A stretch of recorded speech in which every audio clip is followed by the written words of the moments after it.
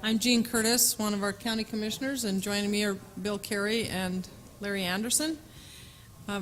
We were asked by the Governor's Task Force for Riparian Protection if we thought it would be good to have a presentation in Missoula, and we took them up on that offer. So I will introduce the speakers, and they'll do the presentation, and you can ask questions throughout, and I'll let them tell you a little bit more about the project. So Jeff Erickson and Mary Vandenbosch are from Headwaters Policy Planning Partnership, and they have a contract with the governor to do this. And so I'll let you guys do the presentation. Thank you for coming.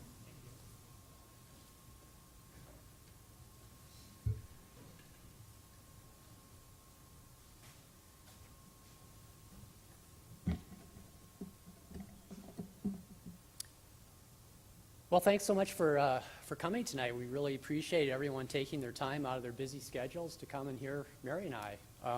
Can everyone hear me okay? Good. Well, Mary and I are here on behalf of the Governor's Task Force for Riparian Protection.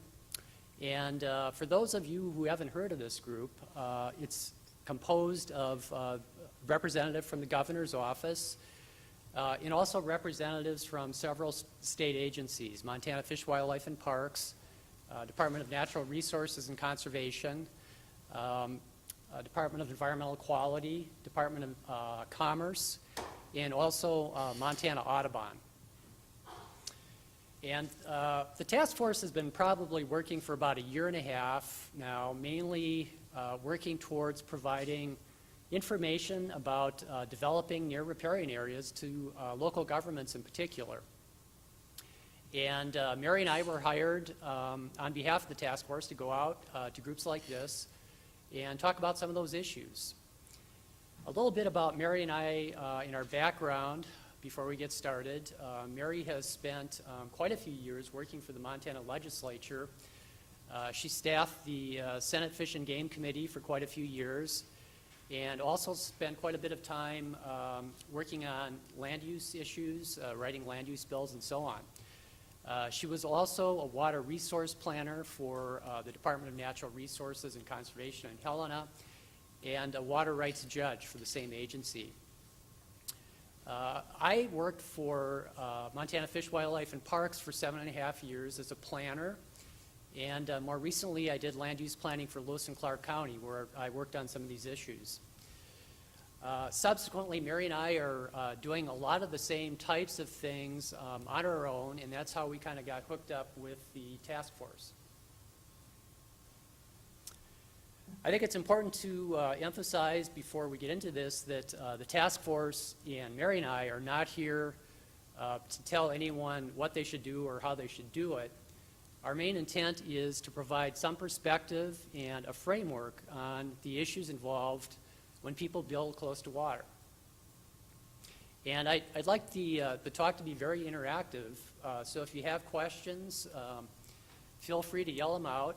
If there's a lot of questions, we may have to save them until the end of the talk, because we certainly don't want to keep you here all night, and I'm sure the commissioners don't want to be here all night either.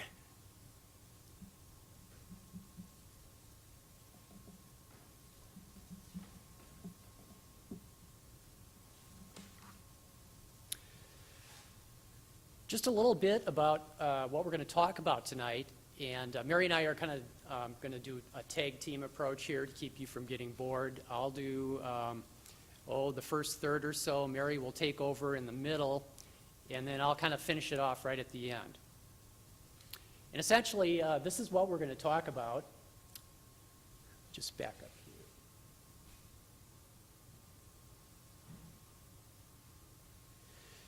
We're going to talk about what riparian areas are, first of all, so we're all on the same page.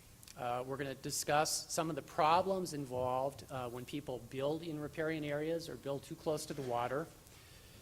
We're going to talk about some of the potential solutions to those problems, and also discuss some of the things that local governments can do to address those issues. And then we're also going to provide you with some resources that can help you if you need more information. And if you didn't get the information sheet out on the table, we've got a big stack of other resources that you can turn to if you do need more information.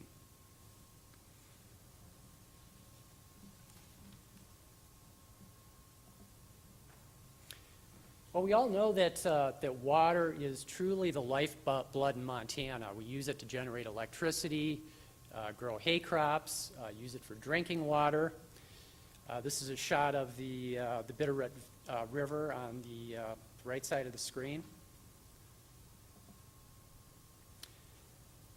And that water in those riparian areas are also critically important for our fish and wildlife resources and all the things that we do related to recreation in and around water. Hunting, wildlife watching, fishing. This shot was taken on the Clark Fork. Rafting, and so on.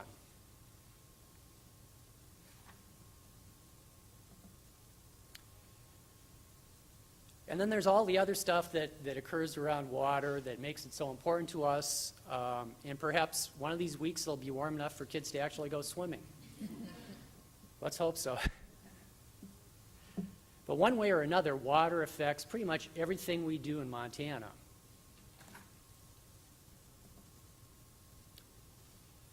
And a critical part of that water are the riparian areas. So what is a riparian area?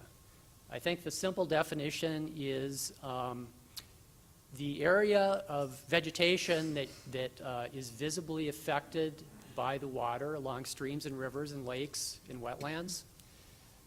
This is a beaver dam here, and you can see that the riparian area would probably here extend out perhaps to the edge of the forest. And it's important to emphasize that riparian areas are not of all the same widths. They can be very narrow, in some cases hundreds or perhaps thousands of feet wide. It all depends on the character of the river and the reach you're looking at. But basically it's defined by the vegetation along the water.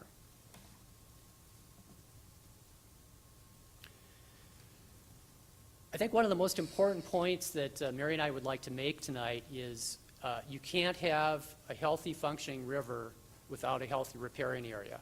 They're really very much one and the same. Natural river braids and changes over time, cutting new side channels. Old channels disappear, and maybe in 100 years they'll be flowing with water again.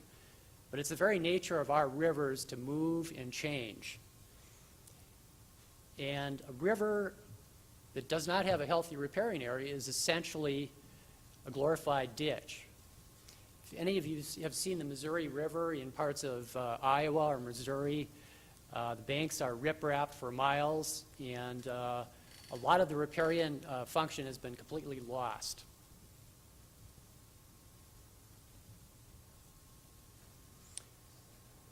I'm not going to take the time to go through all these various habitat types along the river, but it's important to emphasize that a healthy river and a riparian area is an incredibly complex system. It's also worth emphasizing that the cottonwood forests that we love so much in Montana along the Bitterroot and Yellowstone and all the other rivers really depend on flooding to regenerate. And without that flooding, we're going to lose those cottonwood forests.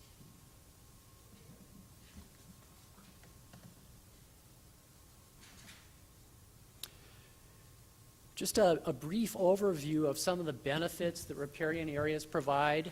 They certainly provide habitat for fish and wildlife. They reduce pollution. They protect people and property from flood damage. They also provide privacy for landowners and in many ways preserve property values. And they also support many economic activities. And I'll just say a little bit more about each of those as I go through the presentation.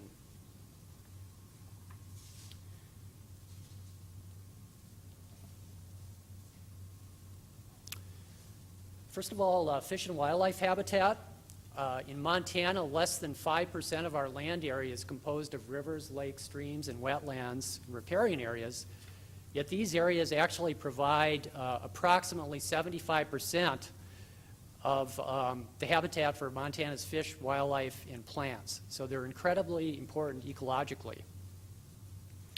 Absolutely essential for many fish and wildlife species. Some animals spend their entire life in riparian areas. Others rely on those areas for critical parts of their life. And I think it's worth stressing that in Montana, fish and wildlife are owned by the public. They belong to all of us.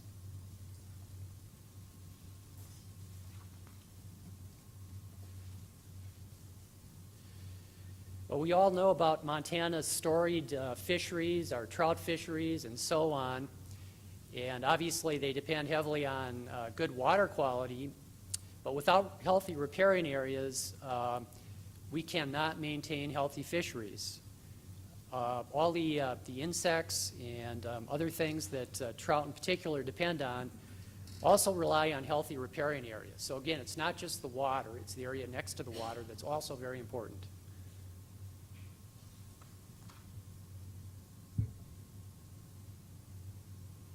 I think many of us are aware of the incredible economic benefits that fish and wildlife provide in Montana.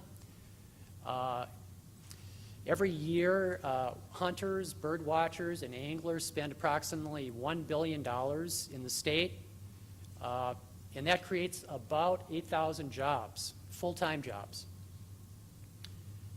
Fish and wildlife is also critically important for our tourism industry.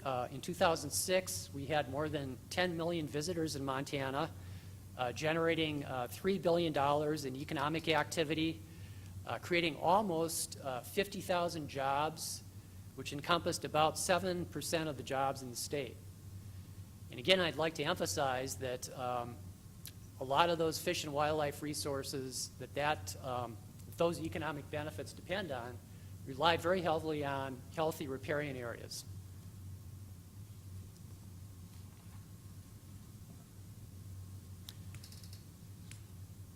Maintaining healthy riparian areas is also critically important for maintaining our water quality and quantity.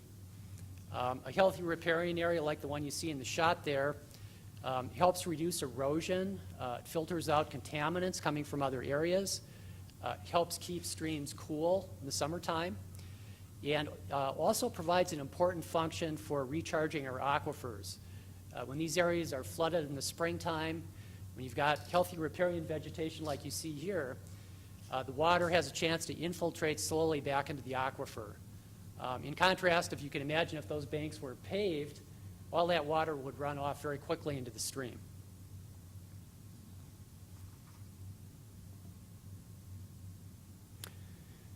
Good shot of the Yellowstone River at flood stage a few years ago.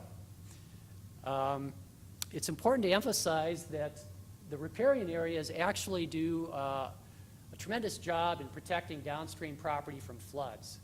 Just as an example, if you can imagine this left bank here, if it was rip-wrapped and all this flood water was not allowed to flow sort of gradually and slowly through the riparian area, basically you would turn the river into a fire hose. And what happens when you rip-wrap banks is you increase the velocity of the stream and increase the possibility that there's going to be more dangerous flooding downstream.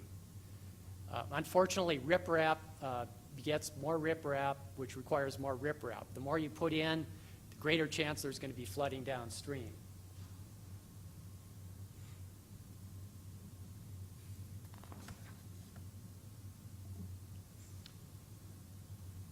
Another shot of the Yellowstone River. This was taken at the Mallard's Rest fishing access site in the Paradise Valley. And again, you can see how side channels change between low water and flood stage, kind of moving back and forth. And on the right slide, you can see how the riparian vegetation is acting to kind of slow down and mitigate the force of the flood.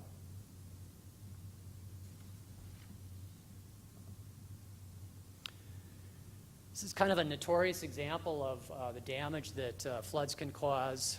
It was taken again on the Yellowstone River in the Paradise Valley.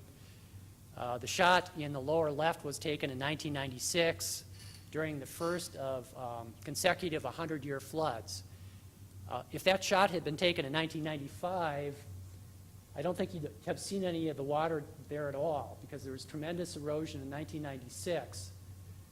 I think originally that house was probably well more than 100 feet back from the river.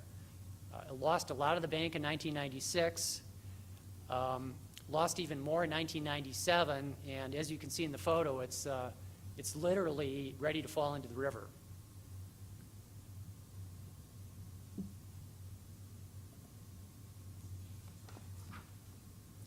That's the same house just before authorities burned it down. There was a tremendous amount of concern that the house was going to fall into the river and take out a bridge downstream. According to research that was done recently by the Montana legislature, there's approximately 3,800 homes in just 17 Montana counties located within the 100-year floodplain. Those properties are valued at about $257 million, and it's safe to say that a fair amount of those are at risk and someday will be flooded.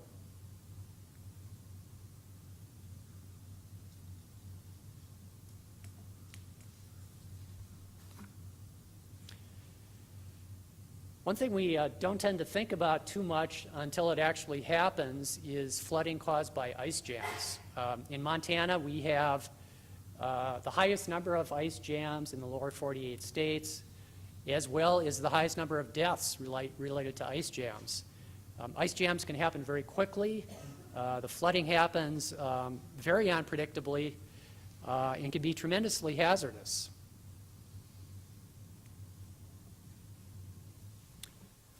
And it's not just the water caused by the ice jams that causes problems. As you can see in this photo that was taken again on the Yellowstone River near Glendive, the ice can literally shear across the landscape and take out houses.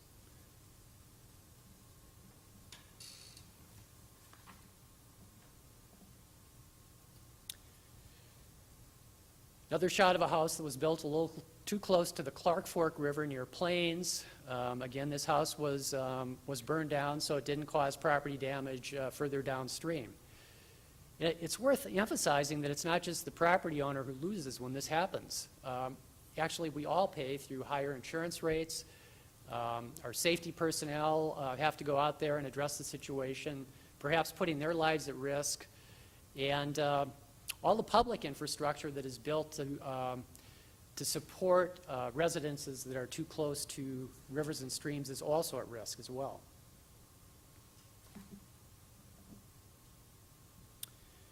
This was a shot that was taken in the Bitterroot River Valley some years ago. And I think it really emphasizes what happens when too many people build too close to rivers. You can do a little experiment at home to prove this is true. Fill your bathtub to the brim, get a couple of bowling balls or bricks, and plop them in and see what happens to the water. And that's precisely the same effect that happens when you build too many houses in the riparian area. It raises the level of floods. The more houses you have, the worse the floods get. It really is kind of a vicious circle, too, because the more houses you have, the more they're flooded, the more incentive there is for people to riprap their property, which again increases the level of the flood. It's not just one house necessarily, but it's the cumulative effect of dozens of houses or perhaps hundreds of houses. And at some point, what may be today a 500-year floodplain in a river could become a 100-year floodplain with enough development as the floods get worse and worse.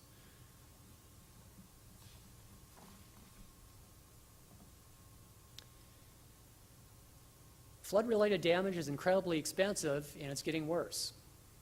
In the United States, we spend today approximately $6 billion a year on flood damage, and that's a fourfold increase since the 1990s.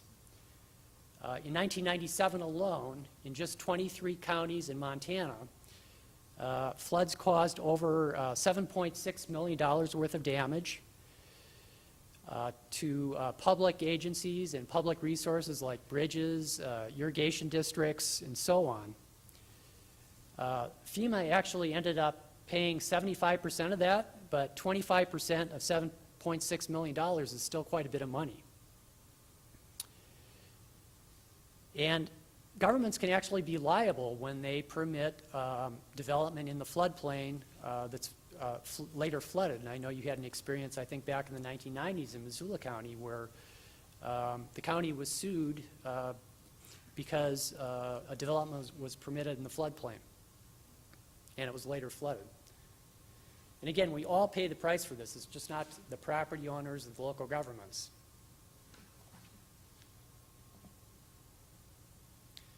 One of the interesting things about flood damage is, in terms of natural disasters, it's a disaster that we can in many ways predict, unlike tornadoes or hurricanes. We know where the floods are going to occur, and there are things we can avoid to a large extent. Dr. Gilbert White is often referred to as the modern father of floodplain management. He was a geography professor in Colorado for many years, and he said, floods are acts of nature, but flood losses are largely the acts of man. I also like a statement that our own Vicki Watson made. She's a University of Montana professor of environmental studies. Building in the floodplain is like setting your tent up on the highway when no cars are coming.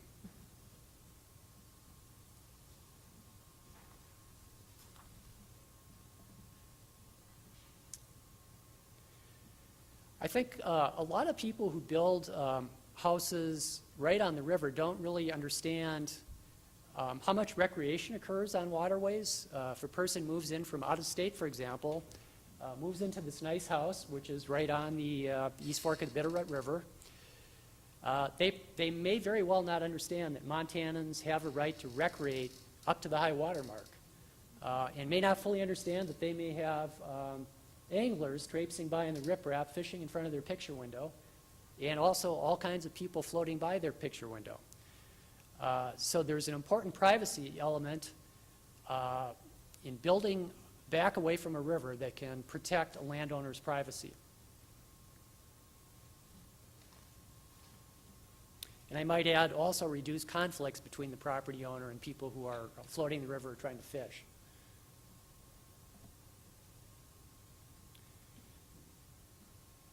I think many people, landowners who live on rivers and streams, have a legitimate concern that if the government takes some action to help protect riparian areas, that their property values are going to decline. And I would say categorically that if anyone says flat out that if a local government establishes some kind of requirement to build back from a river, your property values are going to decline, that's absolutely not true. It's much more complex than that. And just to prove my point, there's a few studies that I'd like to mention. One that was done in northern Wisconsin on some lakes by University of Wisconsin professor in Madison. And he found that properties with lakefront zoning, where people were required to build back from the lake shore, actually experienced a property appreciation of 7 to 12%. There was another very large study that was done in Ohio by a professor at Cleveland State University just a couple of years ago. It was the Chagrin River Watershed. And this study actually covered over 4,000 housing sales and the sale of 1,000 vacant lots. So it was very extensive. It covered the period from 1999 to 2005.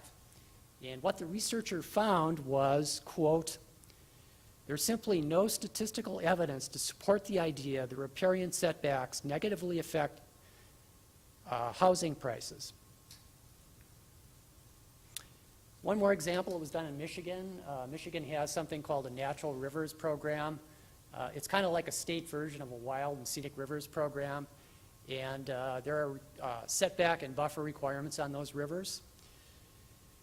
Michigan State University researcher took a look at land sales on those rivers that had setbacks and buffers and compared them to other rivers without those requirements, and found that the properties on the natural rivers actually sold at a higher price.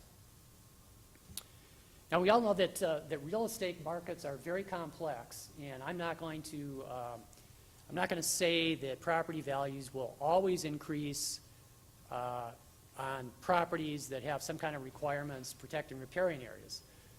Perhaps in some areas there will be declines, but I have, in the research I've done, I haven't seen any studies that have supported property declines. There may be some out there, and perhaps in the coming years we'll see more research that's been done in Montana. But I guess the point I'm trying to make is if someone tells you that if there's setbacks and buffers on your property values are going to decline, take that with a grain of salt. It may be true, but the opposite may very well be true as well. With that, I'll turn it over to Mary for a little bit.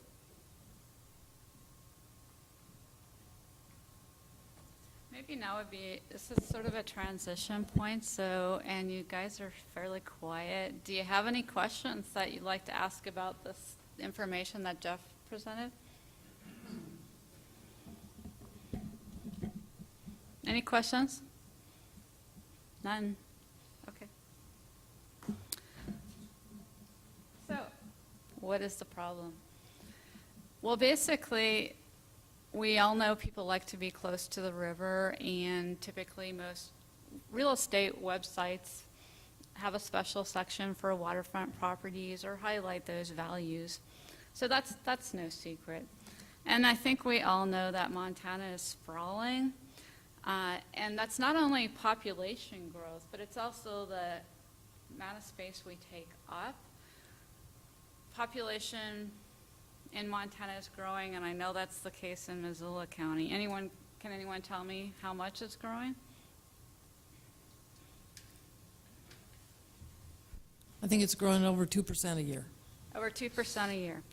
So what this graph shows is that between 1970 and 2004, the population in 31 western Montana counties increased by 45%. During that same time period, the number of acres of residential development, I was wondering why everyone was laughing. The number of acres of residential development increased by almost 200%.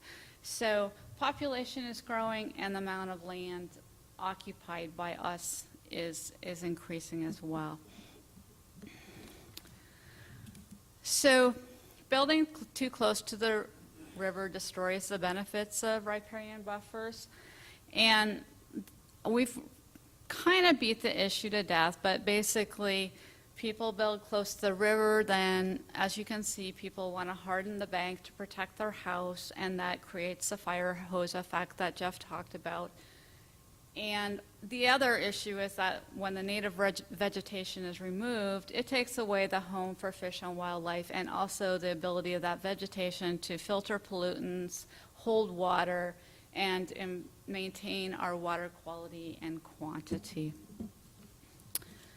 So what's the solution? Is just to set back the structures a bit and preserve buffers with native vegetation.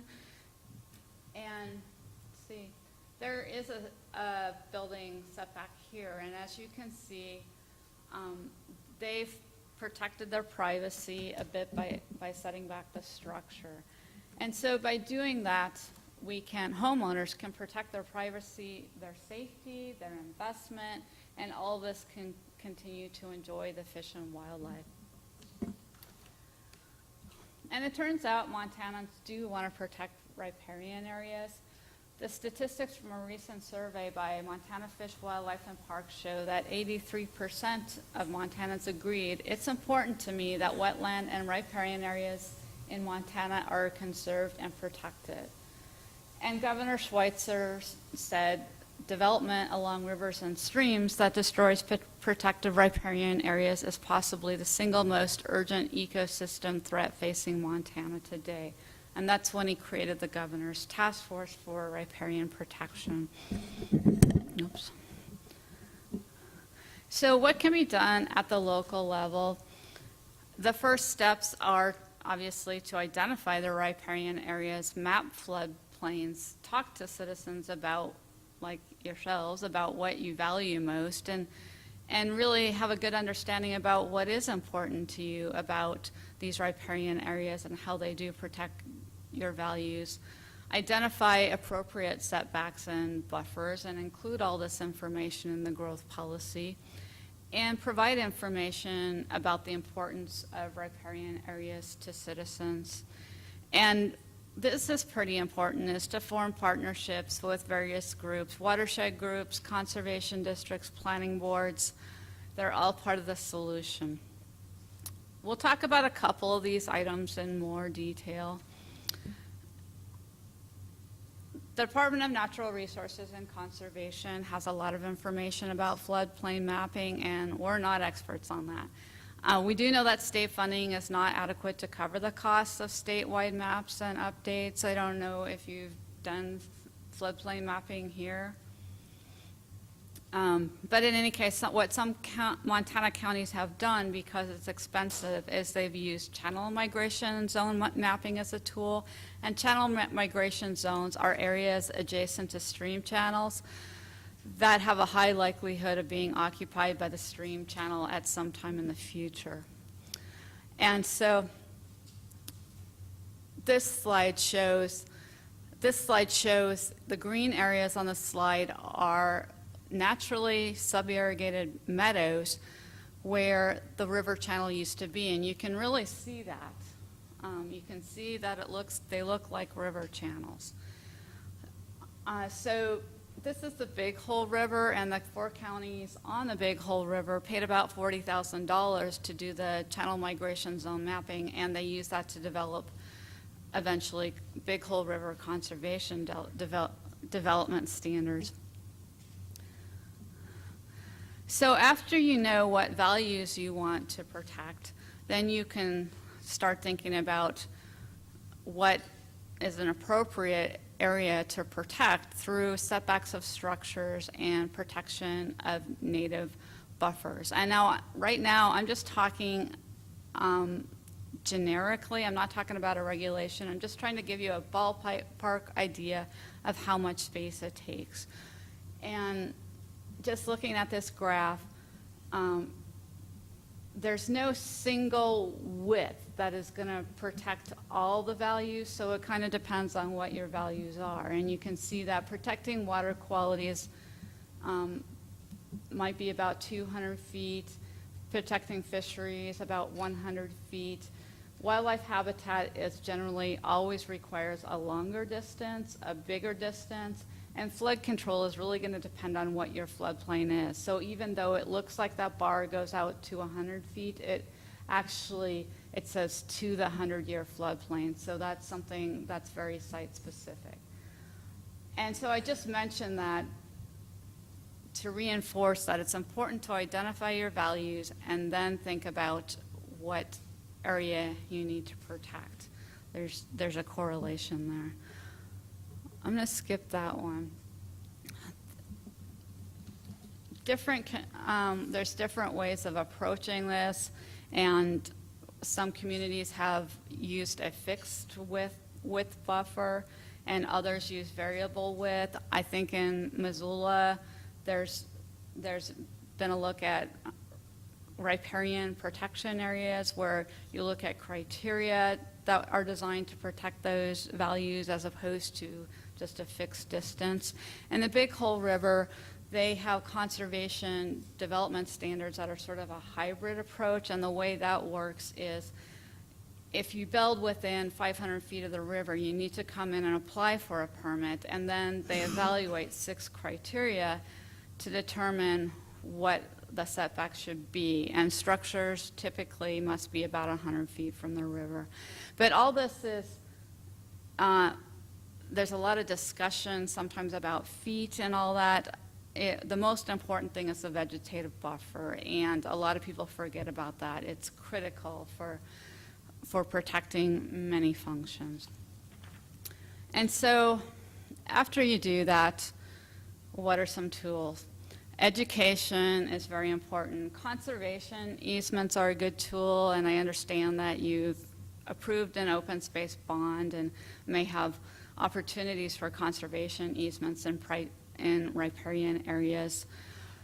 There are a number of regulations that can impact riparian areas. We don't want to talk about all these, but probably the reason we mention them is because there are so many values that are affected. There are going to be different tools that might address them. Probably the most broad tools are the first four tools: education, conservation easements, development standards, and subdivision regulations. Talk about those a little bit. At least 9 jurisdictions in Montana have adopted development standards or zoning regulations to protect riparian areas. Some of these have been initiated by citizen petition, and there are a variety of different approaches. I mentioned the Big Hole River Conservation Development Standards already, and those are in 4 jurisdictions, and at Conda, Deer Lodge, Butte, Silver Bow, but also Beaver Head and Madison counties. Lake County took a different approach, which is to establish a higher density. I think it's 40 acres for 4 lots around rivers and streams, so it's a sort of a different way to do that. And Choteau County, their goal was aesthetic. They wanted to protect their viewshed, and the viewshed they're trying to protect is a wild and scenic Missouri River. Many of you probably have floated that and had the opportunity to appreciate that. They chose to set back development in some areas 3 miles. Now, I'm not suggesting that most communities want to do that, but it's just to illustrate that they identified their value and then decided how they wanted to act on it. And several jurisdictions have subdivision regulations to protect riparian areas. My understanding is Missoula County does. And that's great. And one good thing about subdivision regulations is that way you can divide the land so that residential lots can be away from the water. One limitation of the subdivision regulations is that they only apply to land that has not been subdivided. So land that's already was subdivided before the regulations took effect are not affected, and that can create issues in some areas if one person is required to build away from the river and the other person isn't. But enough of that. Oh, any questions before I turn it back over to Jeff? Yeah. Earlier, I think about maps. And, there are lots of maps. What gives a map regulatory clout? What do we agree on and call a sufficient map so that when we start measuring or identifying, we're using something that's been adopted or recognized? Well, what gives that depends on what you're using the map for. For floodplain regulations, there are certain requirements for that. But other than that, it's really up to the local government to decide what map they want to adopt. And there's, there are requirements for public hearings and things like that. But the local government can decide what map they want to use. The reason I ask this people commonly refer to FEMA maps. There are FEMA maps of a lot of things, but maybe they're so broadly drawn that they're not reliable. I think there's 2 kinds of FEMA maps, and one kind is real expensive, and the other kind is less accurate. And yeah, and that's kind of where we're at. Anything you want to add to that? Yeah, I think a lot of the FEMA maps are quite old, and in some cases fairly accurate, and a lot of places in Montana don't have FEMA maps. So there's really, it's a big gap. But even if FEMA has mapped something of value to you, it doesn't mean that your jurisdiction relies on it. Doesn't mean that Missoula County would necessarily use a FEMA map of Glacier Creek. Leases are Right. I don't think we have a floodplain map of Glacier Creek. FEMA's basic maps are. Todd, why don't you come up to use the microphone so people can hear you well? I know you didn't want to, but you have to push the little button. There's primarily two kinds of maps that FEMA makes. Maps with flood elevations on them that are relatively accurate, and they also have maps that don't have flood elevations on them, where essentially years ago someone looked at an old aerial photograph and said, I think this is where the floodplain is. In some cases in Missoula County, they're a mile and a half off from where the actual creek is located. But the ones with elevations, what we regulate by is that actual flood elevation, not necessarily where the FEMA map shows the edge of the floodplain is, but where that actual elevation hits natural ground. We are in the process of getting new FEMA floodplain maps. Our current maps are from 1988, although the hydrology and hydraulics that were used to develop those maps goes from the 70s. So even the new maps that we're getting now primarily were done with hydraulic methods from the early 70s.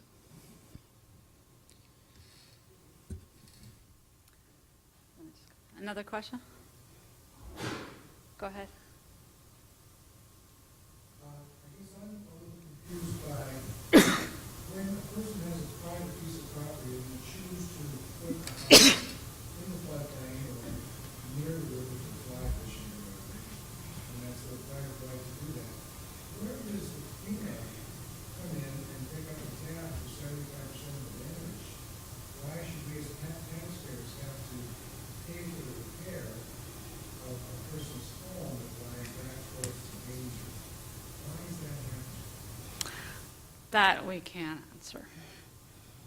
Yeah. The insurance companies come in to help, if they're picking up the tab for this, and we don't have to pay insurance rates, why aren't they in the forefront of helping to explain to private property owners that they can't do this if we're all in the rate case for paying premiums for someone else's division?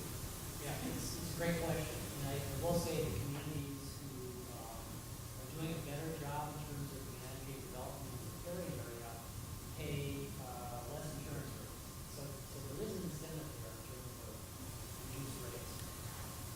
Was there anything you want to add to that?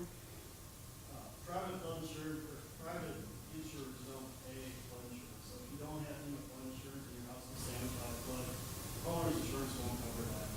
Homeowner's insurance, if you even get a flood insurance, won't cover groundwater inundation during floods either. So there's not even if you have flood insurance, there's not an overland flow of water coming to your house. If groundwater comes in and seeps into your basement, it's not covered by any insurance whatsoever. So it should only be where? It should be owner beware, but the whole reason that the basic flood insurance program was put together was because of flooding that happened on the Mississippi River in the 60s. The government came in and said, oh my gosh, this is a horrible event, declared a national disaster, gave everybody a bunch of money, they built the same house in the same exact place, a couple years later, came back again, flooded them out again.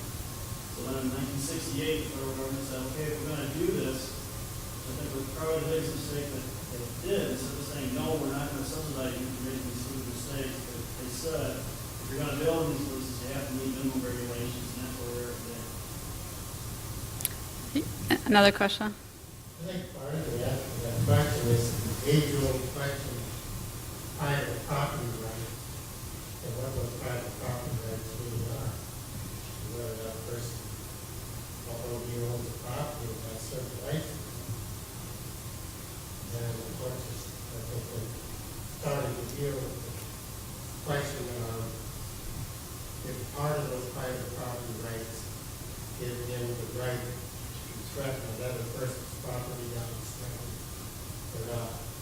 So probably where your situation started from and still to some extent continuing today. So I guess there's two kinds of comments that have been raised, and one is, what does everyone have to pay for flood damage if someone chooses to build in a certain place? And one reason is that people don't have flood insurance. But the other issue that you just raised is that if one person does that, then they end up taking away other people's property rights because they create the fire hose that blasts away the banks downstream or sends water up onto someone else's property. Were there any other questions before? Go ahead. Common in Montana is for a lot of ranchers. In farmers, we're not trying to indict them, but it's relatively common for them to have a lot of herbicides and pesticides and fertilizers in storage buildings that could be impacted. Is there been any situation where they can trace some of these toxins or herbicides that do get washed into the waterways or otherwise and cause fish kills, or certainly take the commons, which is the waterways that we and perhaps they're over the river? You know, I'm not aware of anything like that, and are you? I think that kind of research is being done in other states, some in western states, after for example. I'm not aware of any research in Montana, but One issue is that to measure that, you have to be ready to go out and measure when the flooding occurs. But I think there's another question over here. Follow-up question to the insurance question of the FEMA. I think it was mentioned that FEMA requires some, they adhere to some guidelines, local guidelines. If in fact they have, for example, a 200-foot setback and someone decides, oh, well, and builds, we'll say 100 feet from the creek or a river, is FEMA now saying that they won't insure them in that case where they don't follow the local guidelines? I don't know that. If they don't follow local guidelines, local government can request a FEMA sanction them, but they won't institute flood insurance, they won't grant flood insurance. So that can't happen at the will of the local government. It's FEMA doesn't take a part of it, that's the local government takes the action to. Right. FEMA only bears it if they build the flood, they build the service center.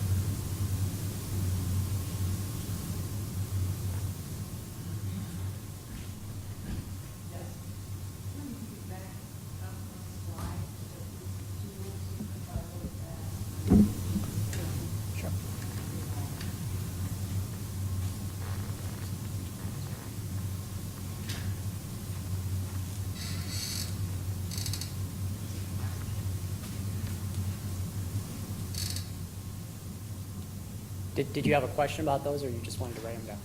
Okay. All right.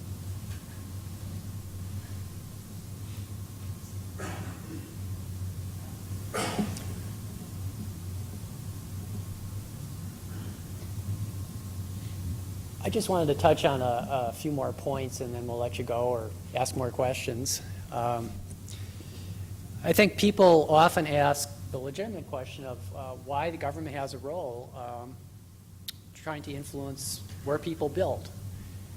And I guess I would argue that it's been a central function of government, not only this country, but other countries for hundreds of years, to keep people from harming each other, to protect the health, safety, and welfare of citizens, to address cumulative impacts, and also to ensure that the property rights of everyone are protected.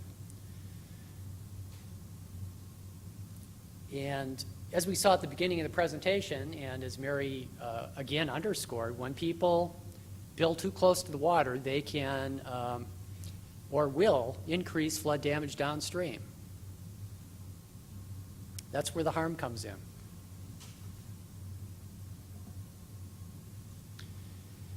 But we all know that that property rights are a critical issue not only in Montana but in the country as a whole. And I think what we're trying to emphasize here is the need to protect everyone's property rights, not just the individual who wants to build right on the river, but the property rights of the folks who live downstream who are going to be damaged if there's too much development upstream.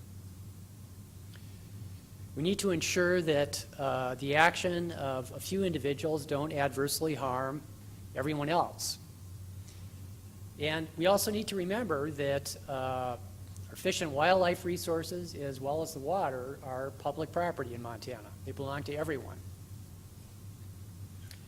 And I think it's worth asking, when you're looking at any kind of a development proposal, ultimately, over the long term, who pays and who benefits? And I'd also like to mention that, that in many places that have regulations, such as setbacks or buffer zones, and their zoning or subdivision regulations, have also developed variance processes. So there's a lot of flexibility for the landowner in terms of what they can do. And I would argue that if these things are well-designed with good variance procedures, ultimately, there's probably very few landowners who will not be able to develop their property in some fashion or another. They may not be able to build exactly where they want, but there's probably a solution.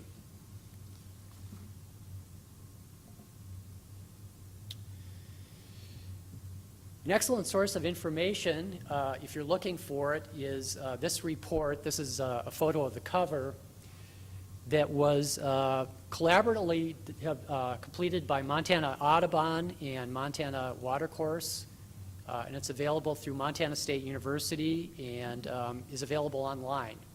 And that report is listed in that list of references that we have out on the table.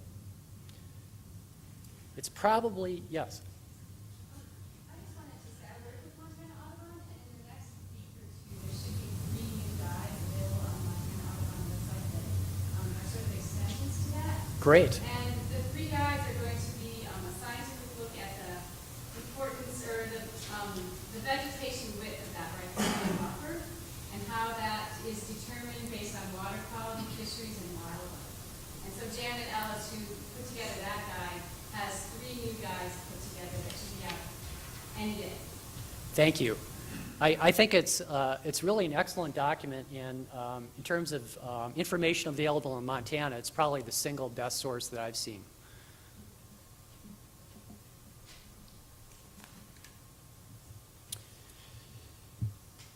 Well, the Governor's Riparian Task Force has a website that's listed on this slide. You can check it out if you want.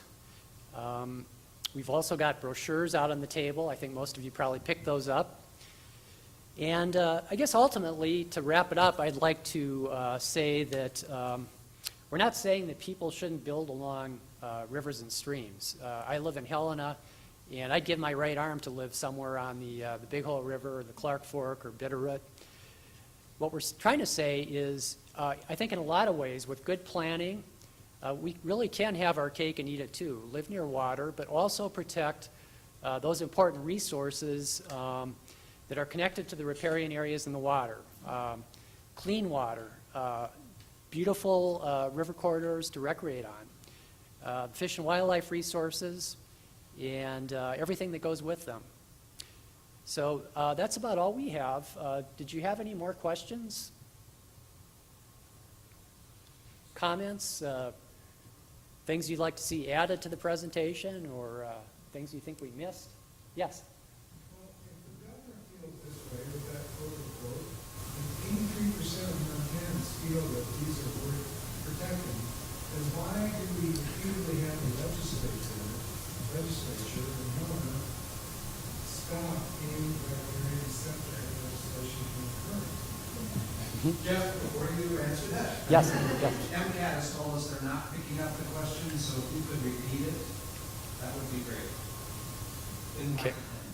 Yes, I believe the question was if the governor feels so strongly about the protection of riparian areas, why has the legislature not taken stronger action?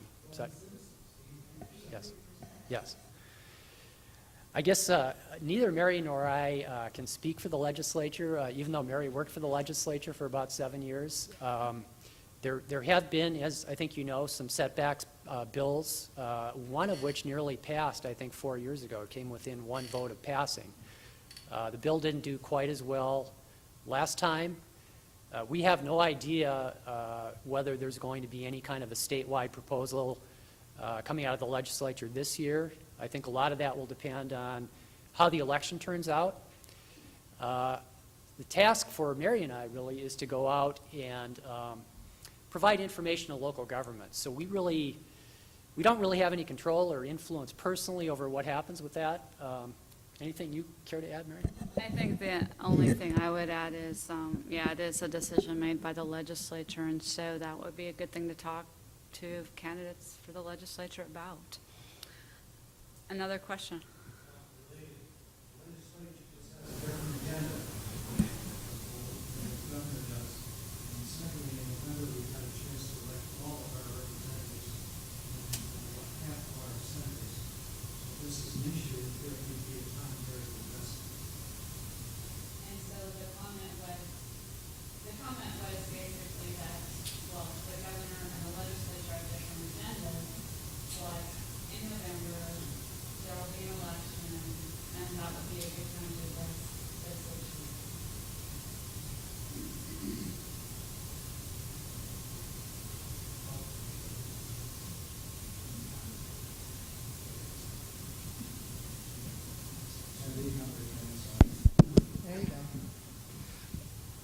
I'm just curious as to what the goal or what the mission of the governor's task force is on this. Is it simply education? Is it some kind of scientific research? Is it moving the issue forward and trying to get some statewide setbacks? Is there an end goal here? Really, the governor's task force was provided to gather information and get some information. You know, whether that goal will change over time, I don't know, but that's why it was.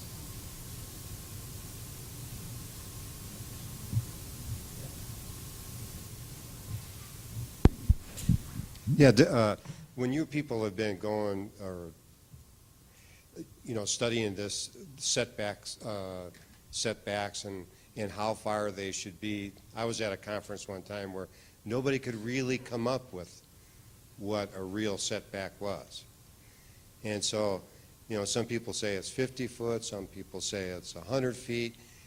Fish and Game says that they thought that 100 feet would be really good because then the trees, can still make it over into the river, still provide shade for the river, and all the other things can grow up and down the river. But I never really have, actually heard anybody really saying about, what is the real ideal setback? Yeah, that's an excellent point, and I think it illustrates really how complex it is. As you can see from the slide, it really varies depending on what kind of resource you're trying to protect. If you're trying to protect wildlife, you need to go out more than 300 feet. If you're mainly interested in protecting banks or flood control, lesser amount. From what we've learned, at 100 feet, and this is real general, you start to pick up a little bit of all those values. But there's no magic answer or silver bullet. You can't really just say there's one distance that's going further. And one thing I would add is this slide is summaries of studies that have looked at that very issue. And on the right, you see what values they're looking at in terms of trying to protect temperature, water quality, vegetation, fish, channel stabilization, ecosystem, and wildlife. And the bottom line, and so this kind of makes your head spin, and it's sort of the question that you were asking. But one bottom line answer is that the Washington Department of Fish and Wildlife reviewed one of 1,500 studies, and they came to the conclusion that between 150 to 250 feet, or the floodplain, whichever is greater, would be protected. So after reviewing study after study after study, they were able to narrow that down. But remember that the floodplain, you need to know what the floodplain is. And we do have, on the resource list that we gave you, that study is listed, so you can go look at it. This was the slide that Mary didn't want to show you because it's too complicated. It's- She got to show you.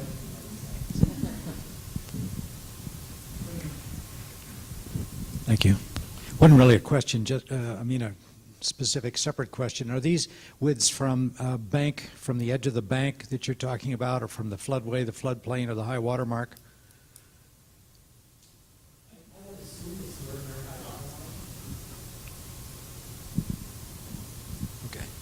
There's been a lot of confusion where we are. When you say setbacks, they're saying, well, that must be from the bank of the creek or river. And my understanding is that it's not.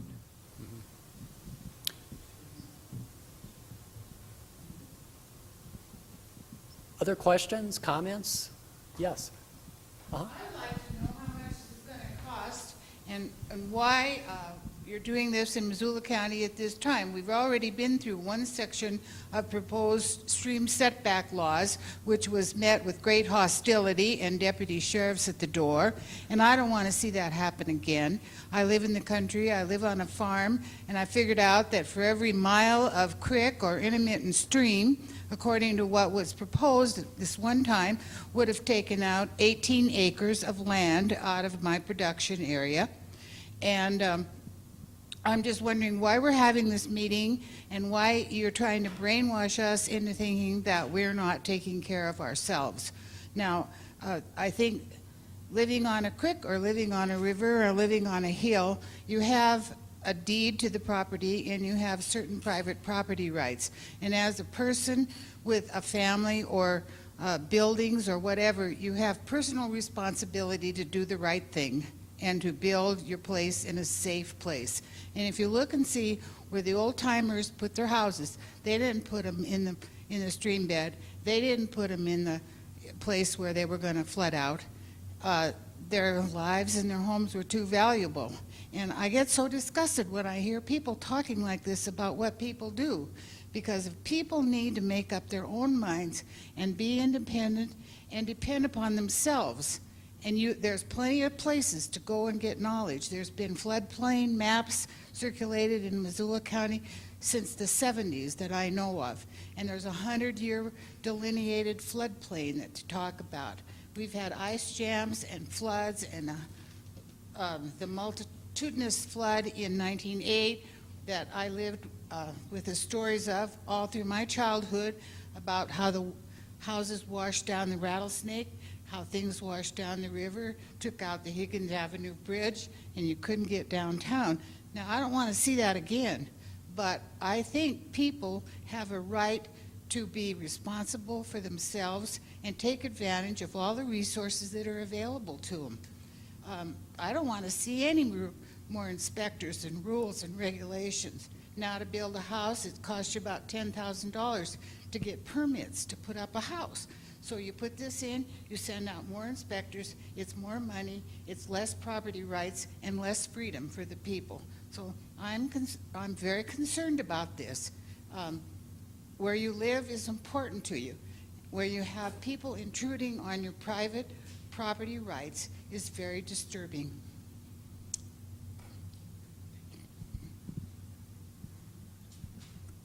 Yes, I think actually you made some very good points. First of all, Mary and I were invited here by the county, and like we said at the beginning of the presentation, we're not here to tell people what to do. I mean, those really are local decisions. Our main goal is to provide accurate and hopefully objective information about some of the impacts of building too close to water. And we're certainly very concerned about property rights. But as we mentioned in the presentation, we're concerned about everyone's property rights. And what we're saying is, if someone builds right on the river and they impact someone else's property because they increase flood levels downstream, which happens, that's something the government really needs to address. Because an individual should not have the right to have that kind of impact on other people's property. I hope that at least partly addressed your question. Yes? When you look through the list of possible permits that a person would need to apply for on many activities within a riparian area or stream setback, there's like at least 11 different permits from both federal, state, and county, including building permits. So conservation 310, 404, and goes a whole long list. And it seems like through time, the state has decided that because people will not always choose to do the right thing, they had to come up with a regulation. And apparently you would think with all the regulations that we have there now, you wouldn't think that we would have a problem now. But it's sounding like there's a lot of people think that we do have a problem. So if we do have a problem, then we need to look into why we have the problem, even with what we already have, and how if fixing some of those regulations is part of the answer, or if another regulation is needed, then the public, the citizens are going to have to determine what the state needs to do. Regulations through time, through history, through all governments around the world, were designed so that citizens and populations could live hopefully more in harmony and less in conflict. And we got thousands of laws and regulations on the books, and that's the basic reason why we have them.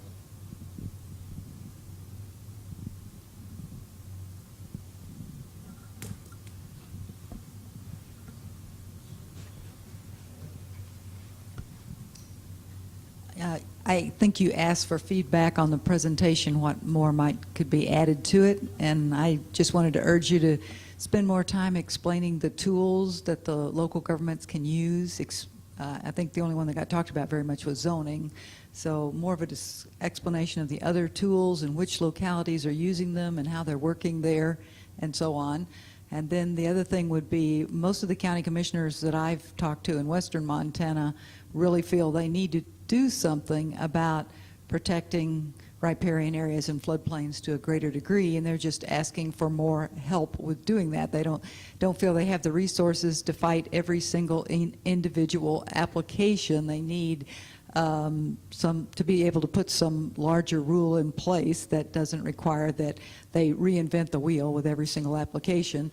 But they're totally overwhelmed by just the sheer rate of growth and the number of permits coming at them.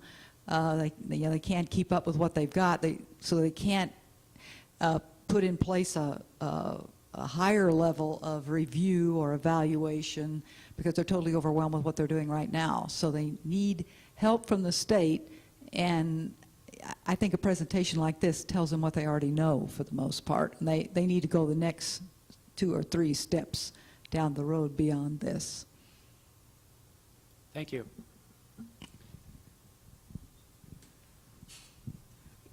One other thing that I think might be helpful too, given some of the comments today, I found it interesting that a couple of the areas that you highlighted, the Big Hole, the lower Missouri River Breaks area, are very agricultural areas, and yet these are some of the first areas in the state that chose to put setback regulations in their own counties, and they've been very successful there, particularly in the Big Hole.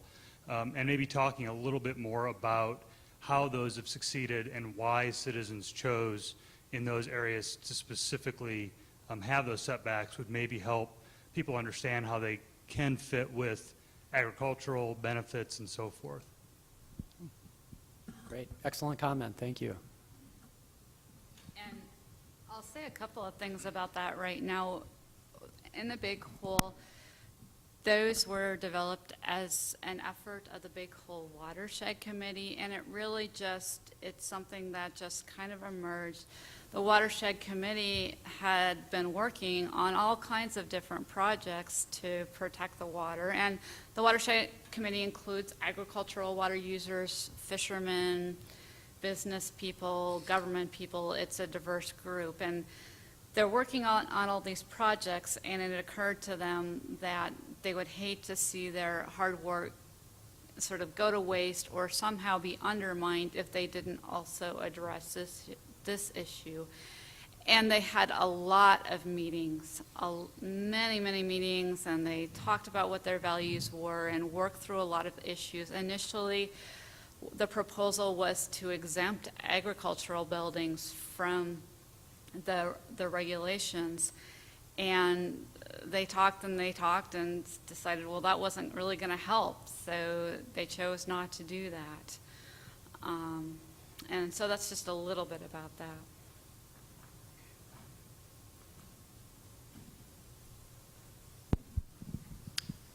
Other questions? My question is actually for the commissioners. I was hoping that you might be able to, now after hearing the presentation, give a bit of feedback on and what you feel this means for Missoula County and maybe where we go from here. One or all of you, if you wouldn't mind. I'm sorry, I should have given her the microphone. I guess from my perspective, I would like to see some examples of where this type of setback regulation has been put in place in situations similar to ours. You talk about the Big Hole, that's primarily an agricultural area. What about an area like Missoula County where we have a lot of development in smaller tracts, smaller areas, rural subdivisions, and what other counties may have done?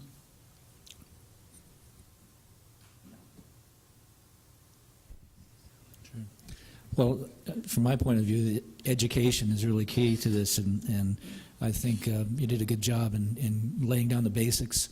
I'll just say that what strikes me about this kind of discussion is that, you know, we're here as individual human beings for a very, very brief time. We're here on this earth, and we ought to be humbled somewhat by that, because the rivers and lakes and streams will hopefully outlive us for a very, very long time.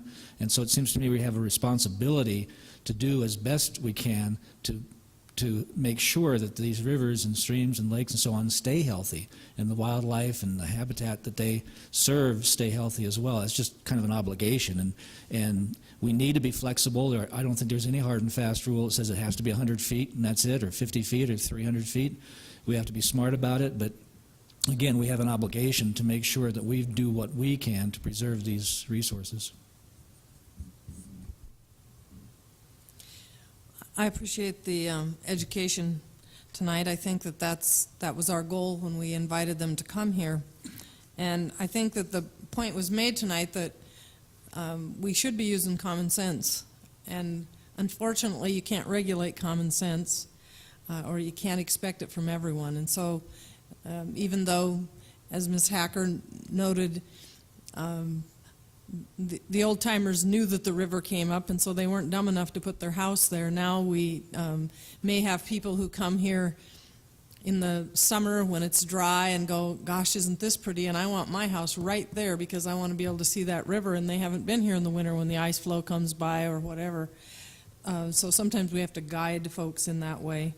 But I think that if we can continue this conversation, which is the county's goal, and talk about what we do value. We value property rights in Montana. We also value the fact that we own the rivers and the streams. They're ours. They aren't, just because it runs through your property doesn't mean it's yours. So we need to figure out ways to protect those, and to actually, what I really appreciated was your conversation about how the riparian area is what protects the river. And sometimes we think, well, if I just cut down a couple trees, I can see the river better from my house. But those trees are what hold the river where it belongs and what hold the vegetation. So we just need to, again, help people understand the purpose of that whole floodplain. I really like that overview of the Big Hole Valley, showing that channelized migration, because I think that's just a really unique way to show us all that the rivers and streams aren't, as you said, a ditch. They move. That's the way they're designed. They change channels by, well, we can go out and look at the Milltown Dam right now and see how that channel has changed and how it will continue to change as we get that cleanup done. The Blackfoot River has changed a lot this year because of the high water. There was an island as you went out of town by what we used to call the way station, and it's gone. So we have to realize that it's a living, changing thing that we need to protect. And that's our goal, is to, again, go out and visit with the people in the county and talk about what are our values, how can we protect them. It's never been our goal to take away anybody's property rights, just to somehow protect those rivers and streams. So I appreciate you coming tonight. Thanks for having us. We really appreciate it. Are there any other questions? I hope you take the handouts that they have out there. There's some good ones about the purpose of the river, but also the vegetation. Thanks again.